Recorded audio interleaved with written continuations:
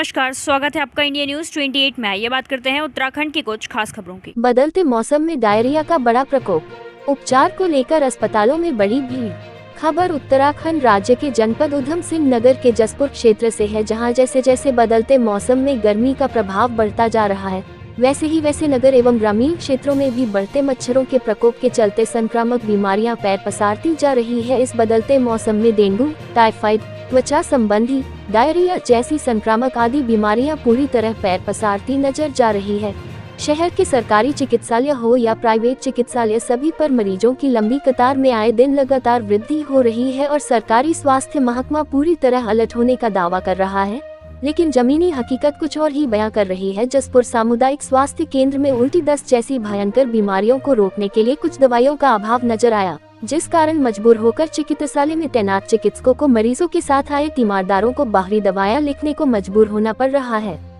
ज्यादातर मरीज अच्छी स्वास्थ्य सेवा न मिलने से नाराजगी जाहिर करते हुए निजी चिकित्सालयों की तरफ दौड़ते नजर आ रहे, जिस पर मुख्य चिकित्सा अधिकारी डॉक्टर मनोज शर्मा ने मीडिया से रूबरू होते बताया कि इस भीषण गर्मी में फैल रही संक्रामक बीमारियों की रोकथाम को लेकर स्वास्थ्य विभाग पूरी तरह अलर्ट है। कहा कि जिला मुख्यालय में डायरिया, डेंगू में इस समय महामारी जैसे संक्रामक रोगों के बचाव हेतु समस्त दवाइयां उपलब्ध है, लेकिन हमारे संवाददाता द्वारा सवाल पूछे गए सवाल की जसपुर चिकित्सालय में मेट्रोजिल डायरिया से संबंधित कुछ दवाएं जसपुर चिकित्सालय में न होने पर मुख्य चिकित्सा अधिकारी ने कहा कि जसपुर चिकित्सालय से कोई दवाइयां की मांग नहीं की गई, जिस कारण यहां मरीज व तीमारदारों को खासा दिक्कतें उठानी पड़ रही है। इस संबंध में जसपुर चिकित्सा अधिकारी से वार्ता कर शीघ्र जसपुर चिकित्सालय में दवाएं उपलब्ध कराई जाने की भी बात कही है। कैमरामैन हंसी सागर के साथ स्टेट हेड मिंटू अजय सागर की रिपोर्ट। बीमारियाँ होती हैं वो डायरिया से संबंधित होती हैं, टाइफाइड फीवर है वो होता है, और डेंगू या मलेरिया की जो संभावना जो है इस मौसम में ज़्यादा होती है, और लू लगने के कारण जो दिक्कत हो सकती है वो उस तरह की परेशानियाँ होती हैं। तो इस संबंध में हमारे द्वारा पूरी तैयारी इसमें की गई है। सभी जो चिकित्सालय हमारे को दिशा निर्देश संबंधित दिए गए हैं। जैसे अगर लू की बात करें तो लू से बचाव के लिए जो दिशा निर्देश वो दिए गए हैं हमारे द्वारा, और उसके लिए पेपर में भी हमारे द्वारा निकाला गया है कि कैसे उसका बचाव कर सकते हैं, और अगर किसी को लू लग जाती है, उसके लक्षण प्रकट होते हैं, तो उसका कहाँ उसका उपचार उसका लेना है, किस तरह से उपचार होता है। इसी तरीके से हमने डेंगू और मलेरिया के लिए भी कार्रवाई शुरू कर दी है। सोच रक्षण का कार्य जो हमारे आशाओं के द्वारा किया जा रहा है। एडवर्टाइजमेंट भी हमारे द्वारा पेपर में इसमें दिया गया ताकि लोग जो है उसमें जागरूक रहें। और अभी कल विश्व मलेरिया दिवस था, तो उस पर भी हमारे द्वारा गोष्ठी जो है वो सभी के साथ में जो हमारे आशा फैसिलिटेटर हैं और हमारे जो ये ब्लॉक लेवल कोऑर्डिनेटर हैं, इनके द्वारा और जनप्रतिनिधियों के साथ जो हमारे द्वारा मीटिंग जो है वहाँ पर की गई है ताकि लोगों में जन जागरूकता हो, और सभी जो कार्रवाई जो हमारे द्वारा लगातार इसमें की जा रही है लोगों से, ताकि इसमें बचाव हो सके।